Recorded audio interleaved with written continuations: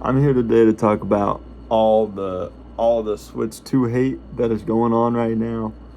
I see about a bunch of memes online talking about $400, $450. Now, granted, I can't speak on that because I was, you know, lucky enough to get one without having to pay for it. I got gifted mine, so that is great. However, I don't understand still all the hate, and I have a theory that I kind of want to get into because I keep seeing the videos, and even though my channel's small, I don't care. I don't know why, but I can't help but talk about it. My next video was going to be a gym video, but yeah, I can't just resist the urge to go back. I'm like, I don't know. I can't resist the urge to come talk about this. It doesn't make sense.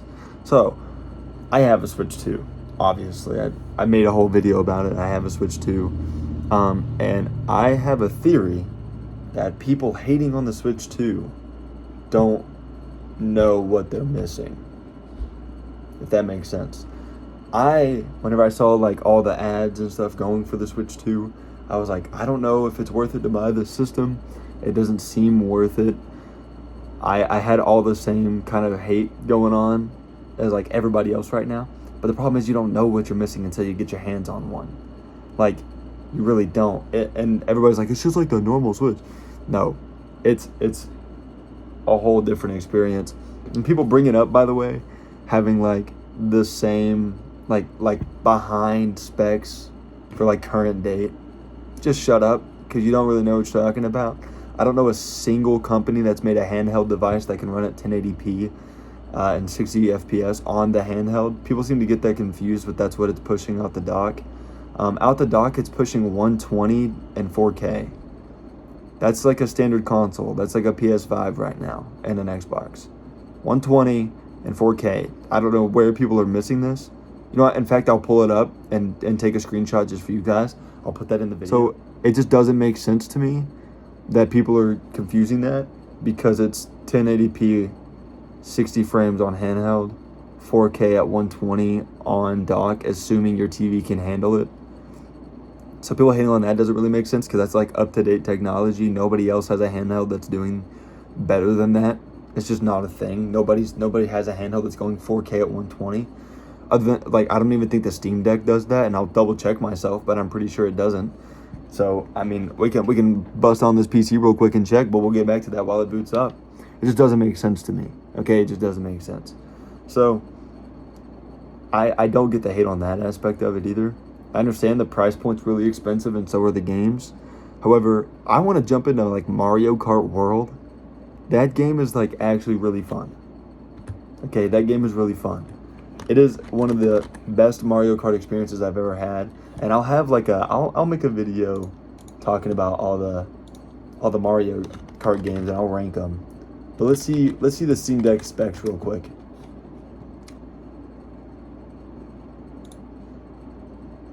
Let's see them,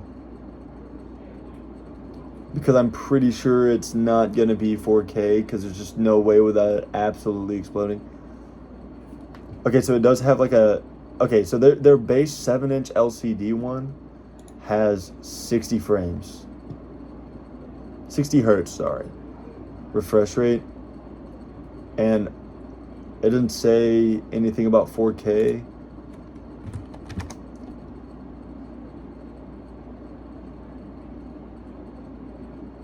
Yeah, the Steam Deck dock can do that. So if you have it, it's just the same thing. It's really stupid to sit there and claim that argument in this situation, because it's like, it's all technology.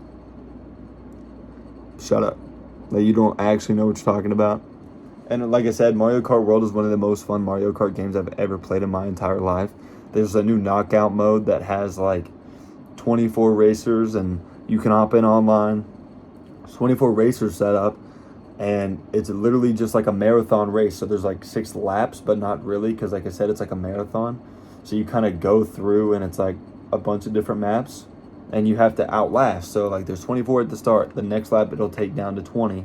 The next lap it'll take it down to 16. The next it'll take it down to 12, to 8, to 4. And then the last 4 on your last map, you just do another lap on that map to be first. So it's a really fun game mode, and it's really hectic.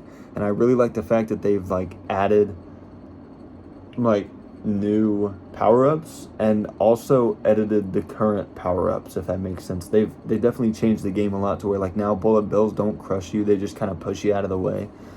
And also the recovery time for the different ones are really good. They've done a really good job at making the game a lot more balanced and making it more about the actual driving, I think, because there's like a good sprinkle in of drifting to where it's not all acceleration like Mario Kart 8, because that's the thing. I don't know who all plays this game like I do, but for me, whenever I play, normally it's with people that I'm trying to beat in a race. That's kind of the premise of the game. If you're playing any other way, I think you're kind of silly. But there's like actual specs for your carts. So on the old game, I would run like Yoshi and like the bug car. I don't know what it's called. I don't know. Maybe I can find a picture for you again. I don't know.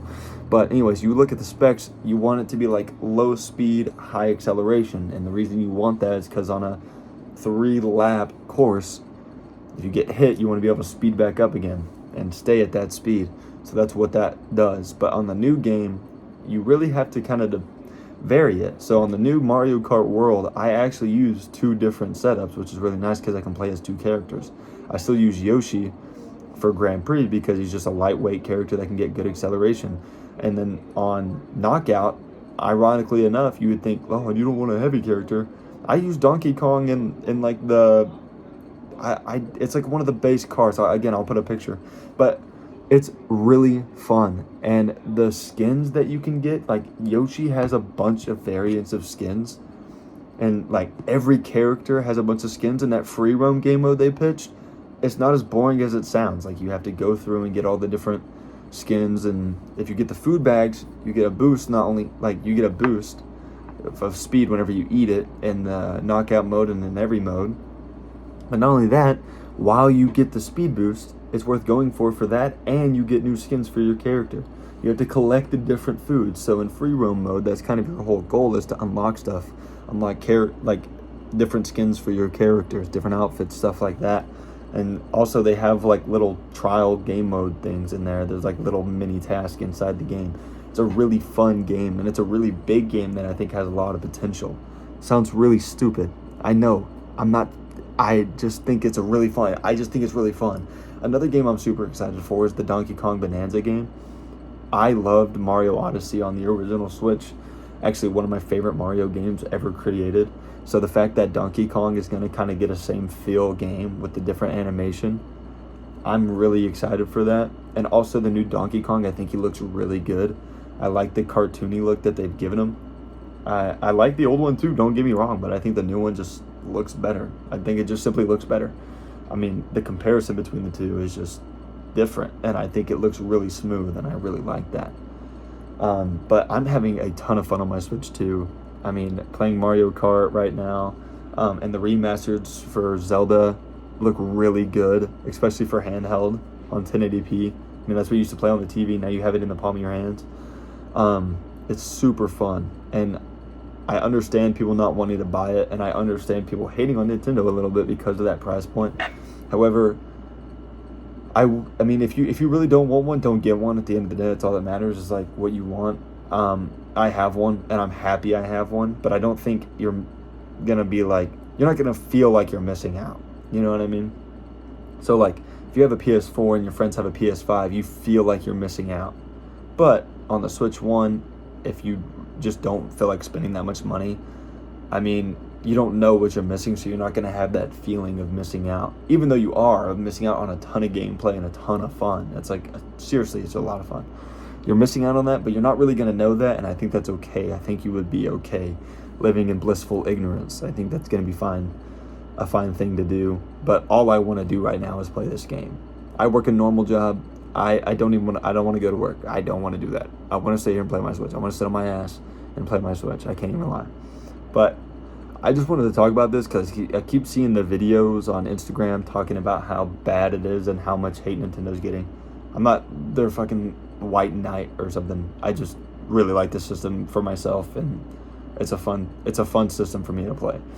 So I just want to talk about it, and I don't know why I did like a moist critical style video for this, but this just felt like the only way to do it. So yeah, I just want to talk about that. So, yeah.